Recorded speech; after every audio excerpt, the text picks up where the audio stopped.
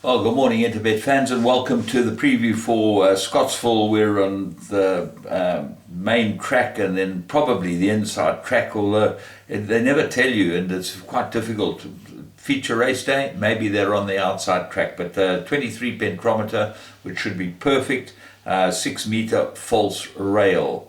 And well, what can you say? Summer Pudding, what a champion yesterday. She absolutely won like the star she is, and wonderful for her, the connections, and everyone to do with racing in Joburg. Was a wonderful, wonderful day. Princess Charlene, thank you so much for sponsoring a day like that, and really good racing. And I think today's going to be just the same, more of the same, and they certainly look like they're better payouts today than they were yesterday. Everything arrived, and we're looking for some big payouts. So let's kick off with the first race. It's for 12:05 or 12 o'clock, 1200 meter. It's a maiden juvenile plate for the fillies. And my top choice here is Twice the Trip, Sean Terry's runner.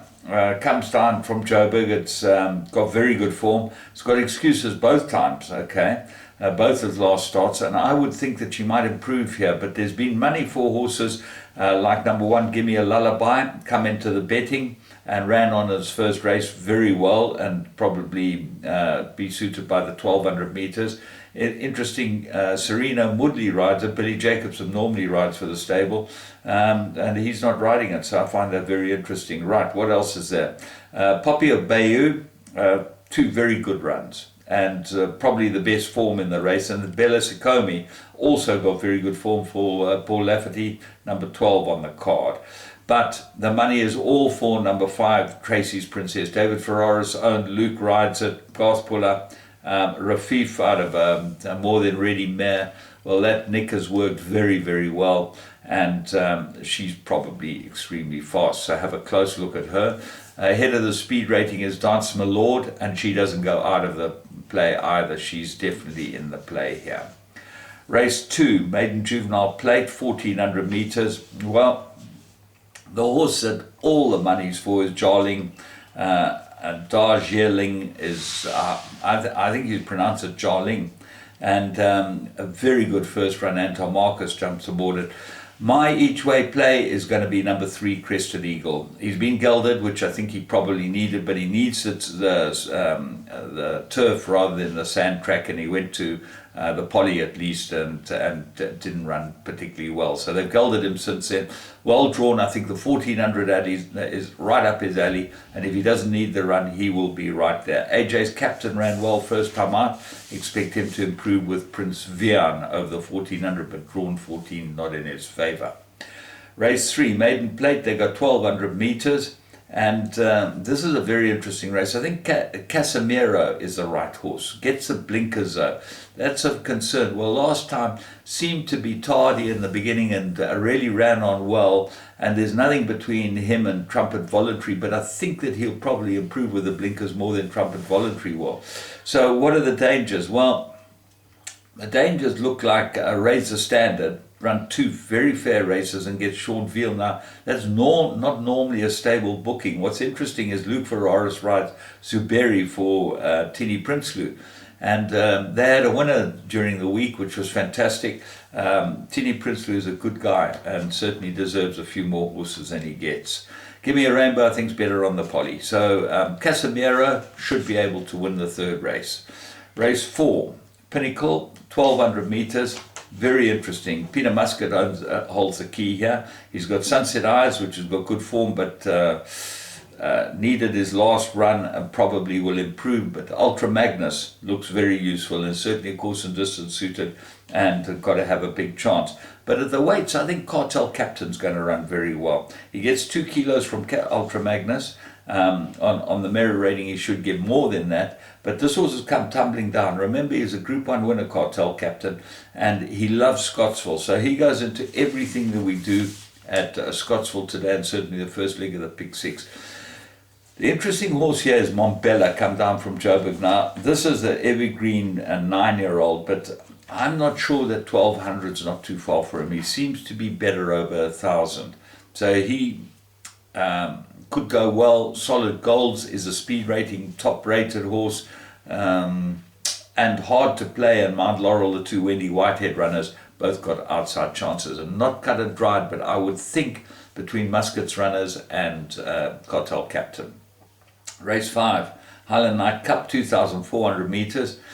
Well, my top choice got to be Marching On Together. He looks like the right horse. He's got miles behind him. He's fit and well. He looks like he's been prepped for this race. He's 1 from 2 and 1 second course and distance. Everything suits him. Ansalanzia, 1 from 1 course and distance as well, and he gets 4.5 kilos from Marching On Together. That might give him a big chance. Baybury's the favourite, drawn 13. I can't have him. Just as simple as that. I'm not sure that he's ready to box with this lot, certainly not at these weights. And then my find of the race is number 3, Wealthy. Put him into all your play, loves this course and distance, and he's pretty ready. He needed his last run, and he might just be the big roughie in the race. Race 6, Scarlet Lady, 1,750 meters, and I'm going for Paul Peters' runner, number 3, Heart Swings. I know it's not the favourite, but Anton Marcus is a good booking, top of the speed rating. They obviously think a lot of her. I think this is a proper distance for her. 1,800 meters is her right trip, and I expect her to go well. Dangers, Jacqueline, 2 good runs. She gets a tongue-tied and the cheek pieces. I'm not sure she doesn't need the blinkers, but certainly the cheek pieces have made an improvement, and she's run on well. Sylvia will make a good pace, and then She's a Keeper. Now, she's a favourite. She's drawn 11, goes to Scottsville, and this is not Big Sky Country she's running against. This is quite a good field. There's some nice fillies in here, and I expect her to find her mark in this race, but she does get weight from some of the top ones. Depends how good she is, and this race will tell you exactly how good she is.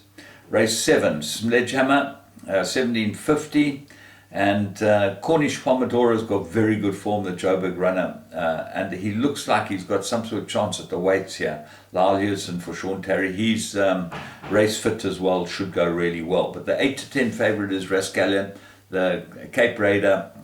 He's run in the best races in Cape Town. He's shown he's up with the best 3-year-olds. If the 3-year-olds are that good, he should be able to win this race. His stable companion, Black Backnap, is a very interesting horse, because I think this is perfect for him. Everything's right about it, but does he need the run? The jockey booking points to him needing the run, because I'm sure that Marcus would have been on this horse even with 55.5, but maybe the weight was too much for him. There's little between the favourite and My Bestie, and I'm putting My Bestie into everything, because he gets 3 kilos for a 3-length beating, and that puts him right into this race. Spring Fling, I think is a really good horse. I really like the way he's won his last 3. Ant McGoodwell gets a tune out of him. He runs on.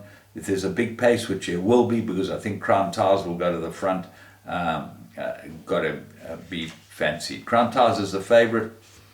I'm not sure this is the right race for him, but certainly he's well in at the weights and seems to have a big chance in a race like this, but I'm going without him. Race 8, 1,200 metres, Meadow Road 67. This is the most difficult race on the card. Dallas, course and distance, well suited, got to have a big chance. Roy's Magic, also course and distance, well suited, got to go well here. Gets Lyle Hewson, that's a big plus, Roy's Magic. Just a guy thing, or thereabouts. Follow My Path. We fancied him the run before last time was a trip too far. Muzi's back on him. Muzi's the right rider, but 1,200 does look on the sharp side for him. So he goes into the play, running freely. There's the top of the speed rating. He improved. He needed his last run. Gets a good rider. Got to go well. Forest Jump. I think this horse will go well too. He's 40 to 1. Stuart Randolph. Agent Murphy might improve, and Alpha Spagoni I think is better over 1,000. I think 1,200 too far. But as I said, it's that type of race. Race 9, Fillies and Mares, 78. I make it absolute 4-cornered contest, and I think you can go with these 4 and you'll see you'll end up in the right place. Flashy Katrina, I've been with her last couple of starts. She run 2 good races, and why? Because her form is quite good, this filly. She's really, if you start dissecting it, she'll go well. She gets Marcus, which is a big plus. That's a huge jockey up. Expect her to run well.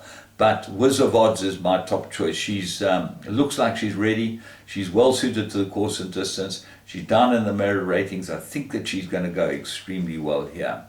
Soiree won well last time, and very, very impressive. She now goes back to Scottsville. She's run well there, course and distance suited. She run 5 times there, winning a couple of places. So everything's right for her, and she's fit and well. So she goes into everything. And See My Vision might be better on the poly, but she's got some ability, so expect her to go well here too. One of those days. Looks like we could have some fun, and there's certainly, I think, some fireworks to be had and some very big payouts. We found a couple of really nice priced horses. Remember, Interbet's the place to play. You get the best value, and you certainly get the best odds, and you can play the tote with all the money going back through the tote. So have a great Sunday. From me, James Goodman, and the whole Interbet team. Enjoy.